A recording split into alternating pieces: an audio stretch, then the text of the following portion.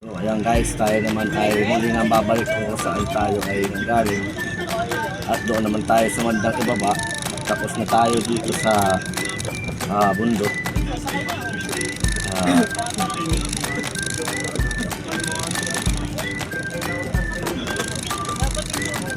Ito guys, ito tumulong ang sagip. Walang mahirap na daan. Pag kusang loob mo, binibigay ang tulong at tapos pusong pagtulong ang gagawin mo.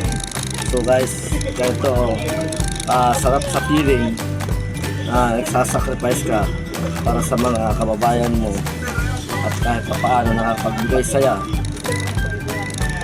lalo-lalo sa mga bata at nakaka-inspire. Sana marami pang ganito mga kaganapan na tumutulong na hindi naghahangad ng anumang kapalit. Guys, medyo kahirapan lang ang daan. So, ayos lang.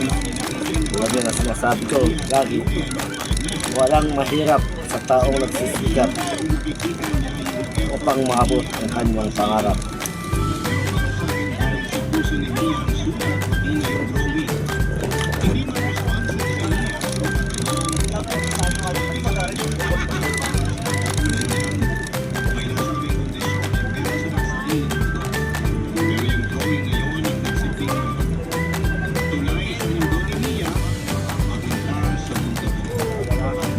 Nag-iipon sila ng tubig yun.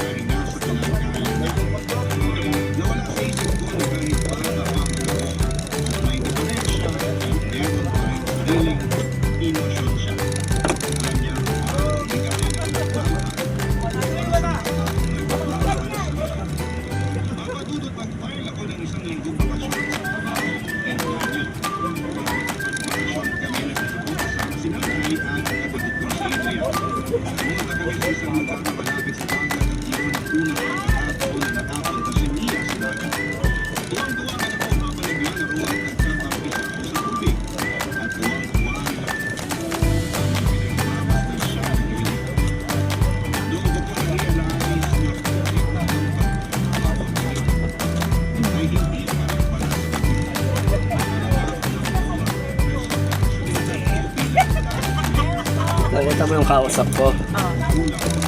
Tagal kong kausap. Humihingi ng tulong kasi yung anak daw niyang may sakit.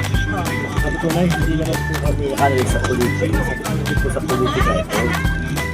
Ito po ay brotherhood. Bibigyan na makakapamit ito paano kaunting tulong. Pero hindi sa ganong paraan. Ito lang po sa amin. At kung bibigyan minsan kami,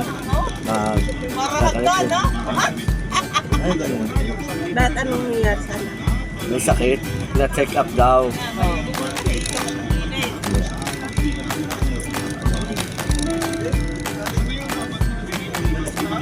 Hindi daw, guys. Tawag pa tayo ng kaunting tubig para lang tayo pa makakabalik. Yung sabi ko sa kanya, parang gusto, kaya check up daw nila dyan sa malamig. Sabi daw sa malamig ay wala naman daw yun. Ano lang daw yun, gano'n. Kaya lumalaki. Bukol dito. Nuwakan na lang ulit dito. Sabi ko, ang maganda ko na ipa-check up ko rin sa malaking ospital sa bayan. Tapos tsaka ko yung kako ilapit kung sinong pilyong lapitan ay sa mga politiko. Kataon ninyo kako yun sa ngayon.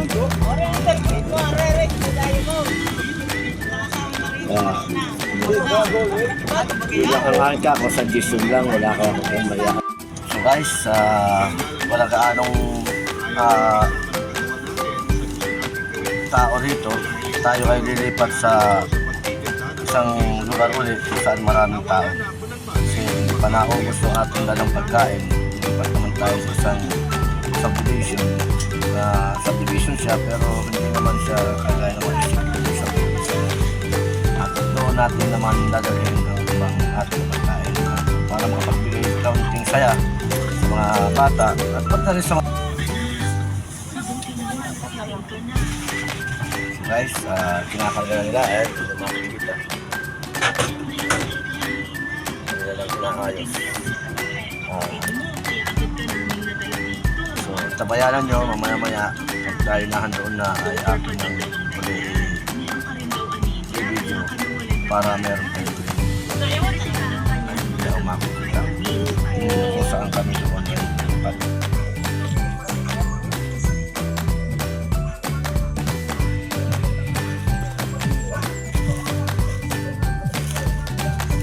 Kaibigan, nakain tapos tayo ng buko at nahanap pa sila ito, kumukuha pa.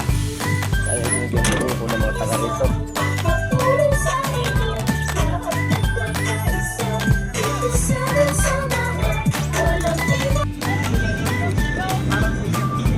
Guys, tayo ay pauwi na at ubos na yung ating dalang sopas. Ubos na ipakain natin sa mga kababayan natin sa bundok. So, tayo naman ngayon ay pupunta na sa aming national headquarters sa San Vicente.